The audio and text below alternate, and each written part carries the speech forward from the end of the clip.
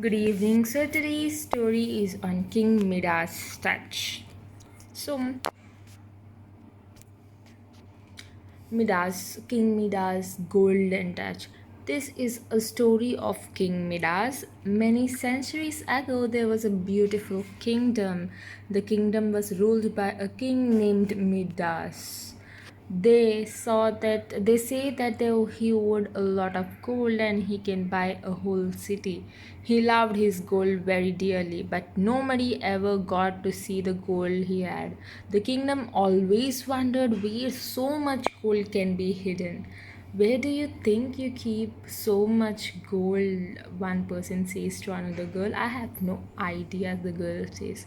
So, how can so much gold be ever in the world? Then, the truth was the king Midas always kept his gold locked up in the dungeon. He went there every day to count his numerous gold bricks and coins. The queen was amused and often joked about it. Dear, don't count your gold every day. What if it diminishes just like that? King says, don't even joke about it. Don't you know how priceless gold is? Look at the golden necklace you are wearing. Isn't it beautiful? See how shiny it is. It is beautiful, yes, the princess says, and but no matter what, how much beautiful, it cannot buy all the happiness. It can buy me all the happiness, king says. You won't understand. How can anything be more beautiful than the gold? The queen didn't agree with it, and but she knew there was no point in arguing with her husband. The king's love for gold increased with each passing day. He loved it so much that he named his beloved daughter as Marigold. Marigold was dearest to her father. She was full of life and saw beauty in the smallest things. She often called out her father, Father, come see how beautiful the flowers are. It's such a beautiful day. Look how the dewdrops shine on the flowers. It is still not shinier than gold, king says. You won't understand, dear. You go and play alone. Just like her mother, Marigold never understood how gold could be more beautiful than the flowers.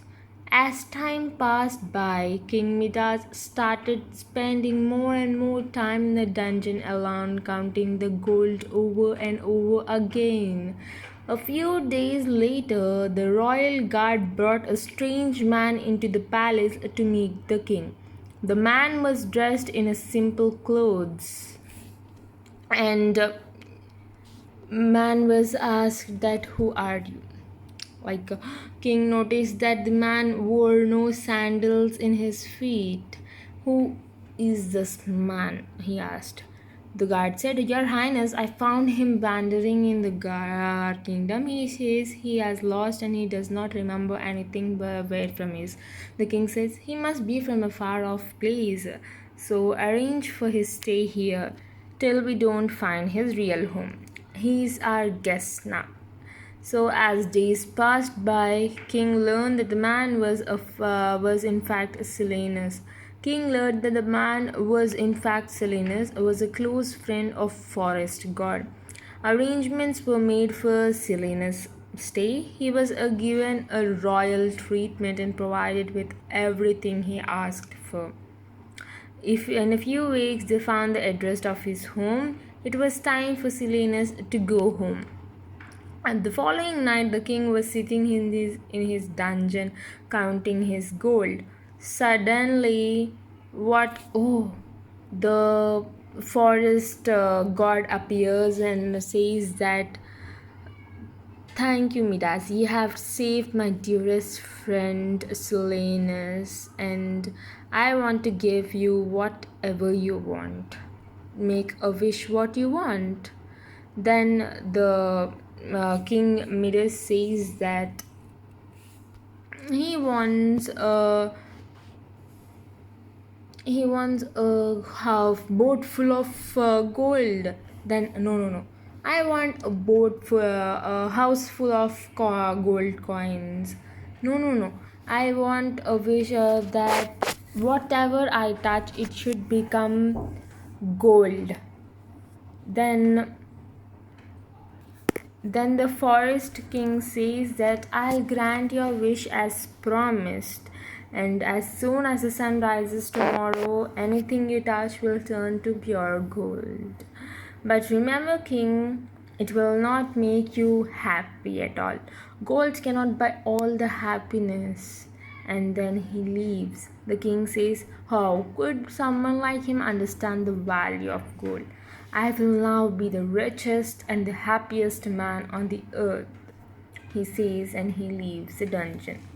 After that, he was not able to sleep that night, and he was waiting eagerly for the morning to come. And the morning came. After the morning came, Midas was very excited about the golden touch wish. He wanted his bed to become gold so that it will be comfortable. Who in the world has a fortune like that? The king says. Midas then went to touch everything he could find and make it gold. I don't have to hide my gold anymore, king says. Let's go out and make the whole palace shine. As Midas walked, the whole kingdom becomes into gold. He went into the garden and turned all the trees and plants into gold.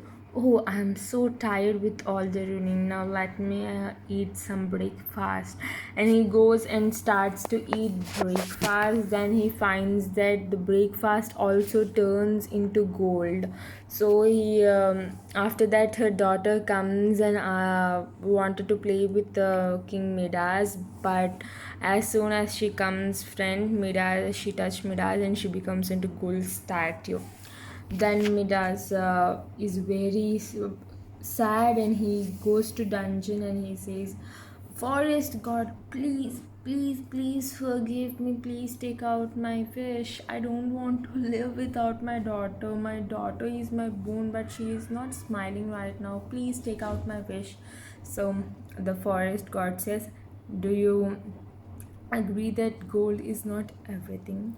So take this solution. This is a reverse, this will reverse the magic. And he said that if you sprinkle this water on anything, you'll make it, the magic will be reversed. And uh, King Midas takes it and sprinkles it on her daughter, and everything which she had made into gold. And then sees that then that day he sees the scenery with his eyes with a wonder. He says that what a wonderful scenery.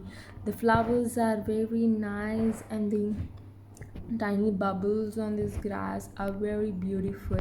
He enjoys the scenery and he eats the food with a very delightful manner that he never ate. Daughter and her wife sees him with amusement and feels very happy. So the moral of the story is, gold or wealthiness does not bring happiness in your life, but the small things which happen in your life bring happiness to you. Thank you.